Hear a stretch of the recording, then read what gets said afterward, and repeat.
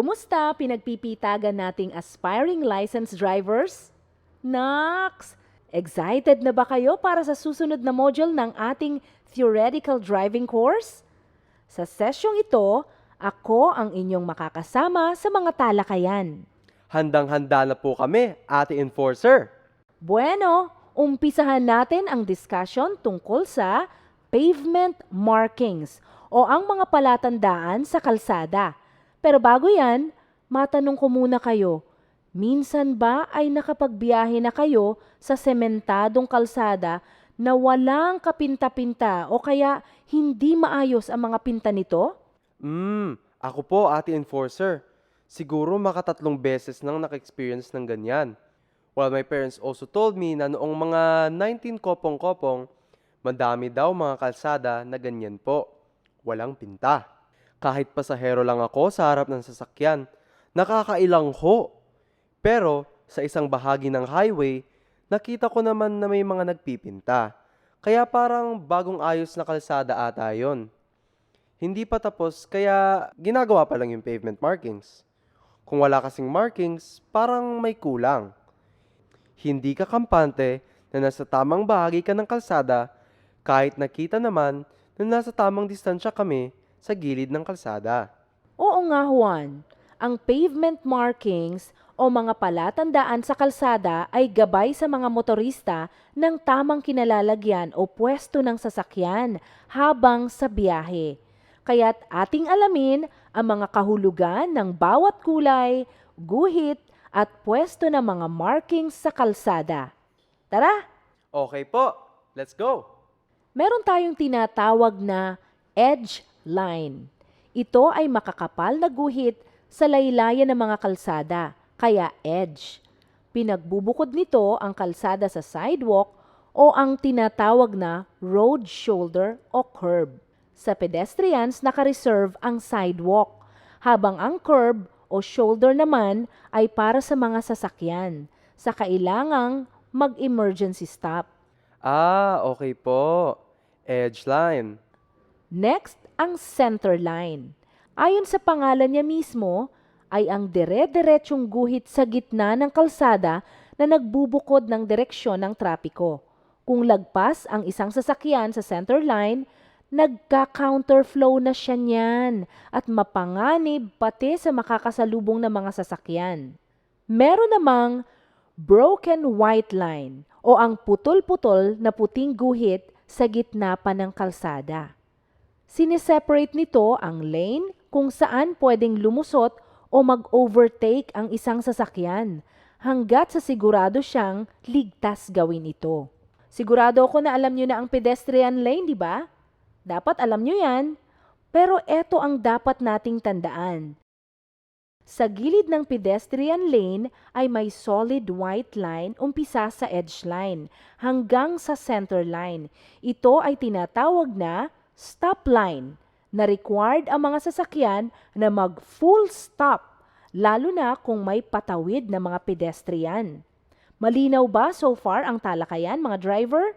Yes po, Ate Enforcer. Ngayon naman, bakit naman sa ibang kalsada imbes puti ay kulay dilaw ang mga guhit sa gitna nito? Kadalasan kasi sa highway na talaga ito makikita, yung may distansya na sa bayan at bihira ang pedestrians. Ang double solid yellow at kahit white lines sa gitna ng kalsada ay nangangahulugang bawal ang pag-overtake o kahit pagtawid ng sasakyan. Ang magkatabi namang broken at solid yellow lines, ibig sabihin ay pwedeng mag-overtake ang mga sasakyan sa bahagi ng putol-putol na linya, pero bawal sa bahagi ng dire-diretsyong linya o solid yellow line. Kung isa lang na dire-diretsyong guhit sa gitna ng kalsada, gustong sabihin ay bawal ang pag-overtake sa magkabilang lane, pero ang pagtawid ng sasakyan ay pinapayagan. May tinatawag ding continuity lines. Pagmasdan sa larawan ang magkaibang sukat ng dalawang putol-putol na puting guhit sa gitna ng kalsada. Yung mahahaba at malalawak ang agwat ay ordinaryong broken lines At yung mas maiigsi naman ay siyang continuity lines. Sa pangkalahatan, nangangahulugan ang continuity lines na ang lane na kasalukuyan mong tinatahak ay malapit nang maputol. Pero kung ito ay nasa kanan ng sasakyan, ibig sabihin ang iyong lane ay hindi apektado. Dire-diretso pa rin ito, hindi tulad kung ang continuity lines ay nasa kaliwa ng sasakyan. Nais nitong sabihin, palapit ka sa isang obstruction o di magtatagal, mag-iibang direksyon na ang kalsada. Madalas din maitanong sa amin sa LTO, ano ang dapat na tulin o speed ng sasakyan kung papasok o kung palabas na sa expressway? Ang sagot, sundin ang speed o bilis ng mga sasakyan na nasa expressway para iwas disgrasya. I will keep that in mind, Ate Enforcer. Sa litrato namang ito, pansinin ang hugis cone na pavement marking. Meron pang parang buntot. Sa dulo ito ng isang island. Transition lines ang tawag sa mga ito, na gabay sa mga motorista para makaiwas nga sa island, tulad ng median strips at bridge piers. Palatandaan ito na may pagbabago sa lawak ng kalsada. Ang pagluwag o pagsikip nito dahil sa isang obstruction, kadalasan permanente sa lugar. Meron ding giveaway o holding lines na binubuo ng putol-putol na puting parallel lines sa bukana ng carriageway o maluwag na daan kung saan ang mga palabas na sasakyan lalo na ay dapat magbigay sa sasabayang daloy ng trapiko. Pero hindi lang sa carriageways o side roads merong holding lines. Meron din sa mga rotonda o ang roundabout. Sa mga rotonda kasi, may mas karapatan sa kalsada o right-of-way ang mga sasakyan na nasa loob na ng ikot.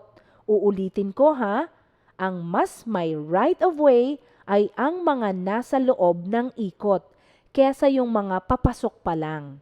Sa mga diagram na ito, pansinin na hindi gaanong obvious ang pagkaparallel ng holding lines sa rotonda kasi mas maikli ang isa sa magkakapares na linya. May kapansin-pansing agwat ang distansya sa bawat isa ng holding lines. Pwede ngang mapagkamalan na ordinaryong broken curved white line ito, pero sa katunayan, mas maiikli ang pagkakaputol-putol nito kumpara sa broken white lines. Sa 4-lane rotonda, mas pansin ang holding lines. Ay, oo nga po ano? Mas kapansin-pansin ang holding lines. May dalawang uri naman ng pedestrian lane. Ang isa ay non-signalized pedestrian lane, habang ang isa naman ay signalized pedestrian lane. May napapansin ba kayong magkaiba sa dalawang magkapatong na litrato sa kaliwa? Parang wala naman, Ate Enforcer. Pareho naman puti ang mga guhit sa kalsada. Meron yan, Juan. Tingnan mo ang isang litrato. Hindi ba merong signal o traffic light? Ah, oo nga po. Huh. Magkaiba po kasi ang anggulo ng dalawang litrato, Ate Enforcer. Hindi kapansin-pansin ang pagkakaiba.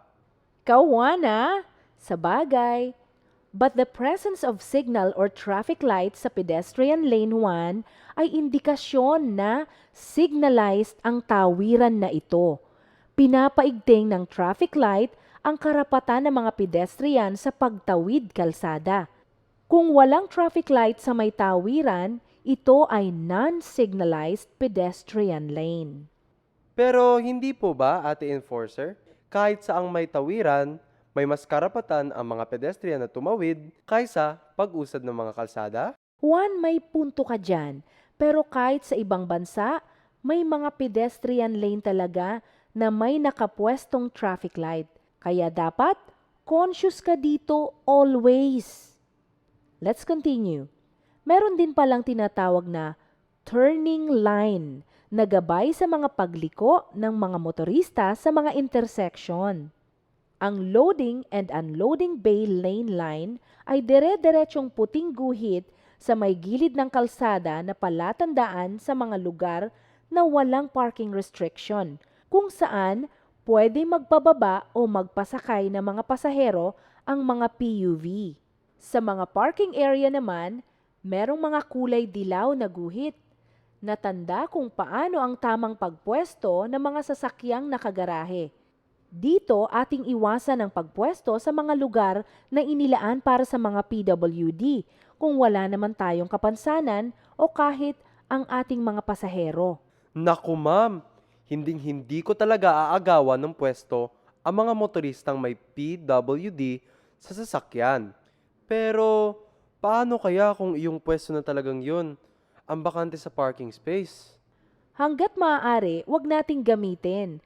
Mag-isa o dalawang round ulit tayo sa parking bay at baka may matsyempohan tayong paalis na ring sasakyan. Pansinin naman natin ang larawang ito ng bus and PUJ lane. Juan ha, ang pagbasa niyan ay hindi lane PUJ o lane bus ha. Dapat ay PUJ lane at bus lane. Tandaan po yan. PUJ lane at bus lane. Yes naman po, Ate Enforcer. Well noted. Pero bakit nga pala ganun?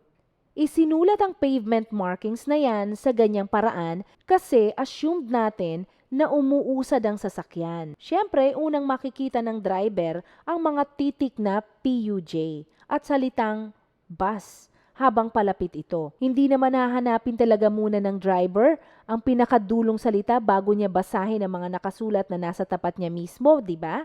Ah, oo nga po. Tama ka talaga, Ate Enforcer. Salamat po. Layo ng mga markang ito na ipagbukod ng lane ang ibang mga sasakyan sa mga PUJ at bus. Meron ng espesyal na pintang gamit dito para makamit ang parang namamagang lettering para mas pansin. Meron din palang approach markings sa islands at iba pang obstructions. Ang rumble strips naman ay pang-alerto sa ulirat ng mga driver sa lubhang tuwid at mahabang kalsada. Ang mga chevron ay babala na obstruction tulad ng poste ng traffic light ang kinalalagyan nito. May kahulugan ang bawat kulay ng pintura sa curbs o road shoulders. Di ba nabanggit ko na kanina, ang curb o shoulder ay ang bahagi ng tabing kalsada na para sa mga motoristang mag-i-emergency stop. Emergency stop nga lang ito at hindi pang matagalang pamamalagi sa lugar. Ang yellow na pintura sa mga curb ay nangangahulugang no parking. Hindi paradahan ang naturang curb. Kung pula naman, hindi babaan at hindi sakayan ang nasabing curb. Klarong-klaro po, Ate Enforcer. Bukod naman sa railroad crossing sign na nakatayo sa tabing kalsada, isang diskarte rin sa pagbabala na may tawiran ng tren ilang metro mula sa iyong kinalalagyan ay ang pagpinta ng babala sa mismong kalsada tulad ng nasa litrato. Kagaya sa pedestrian lane, meron ding stop line ang pavement marking na ito. Kailangang mag-full stop ang sasakyang minamaneho at magmatsyag talaga kung may paparating na tren. Sa fire lane sa tabing kalsada, mahigpit na pinagbabawal ang pagparada ng mga sasakyan. Inilaan ang bahaging ito ng kalsada bilang tanging paradahan ng fire engines 24/7. Kadalasan, may fire hydrant din sa bisinidad nito. At nag-evolve na rin ang pavement markings, dala ng pangangailangan sa epektibong mamanage ang daloy ng trapiko. Meron na ring pavement objects na nilalagay sa gitna ng kalsada kadalasan bilang pansamantalang gabay sa galaw ng mga sasakyan. Gawa ang mga ito kung hindi sa semento ay sa heavy-duty o makakapal na plastic material. Sa ilang mga bayan o lungsod, kung sadyang maluwag naman talaga ang kanilang mga kalsada, may inilaan ng mga motorcycle at bike lanes. Markado ang mga dedicated lane na mga ito para maiwasan ang pulsuhang paglipat ng lane ng mga nakamotorsiklo at siklista, apwera kung kakalas na sila sa pagtahak ng main road. Ilan pa sa mga palatandaan sa kalsada ay ang pavement arrows na kulay puti para makontrol o maabisuhan ang mga motorista ng pinapayagang direksyon ng kanilang bihikulo. May pavement markings na rin na sinasaad ang speed limit at yung tinatawag na cat's eye. Tinatawag din itong road stud na gawa sa reflective material para ma-separate ang trapiko at epektibo talaga tuwing oras ng gabi. Juan, hanggang dito lang muna ang saklaw ng module natin ngayon. Malinaw ba para sa'yo ang lahat ng tinalakay? Oo po, ate. Singlinaw ng inuming tubig sa baso. Juan, sigurado ka dyan ha? Sige nga, quiz muna tayo. Pero bago niyan, muling tandaan, maging maingat at mapagmatsyag sa kalsada. Maraming gumagamit at dumadaan dito. Respetuhin ang lahat ng driver, road user at mga hayop na maaring dumaan. Maging alerto at kalma sa pagmamaneho. Galingan mo sa quiz at kita-kita muli tayo sa mga susunod pang module.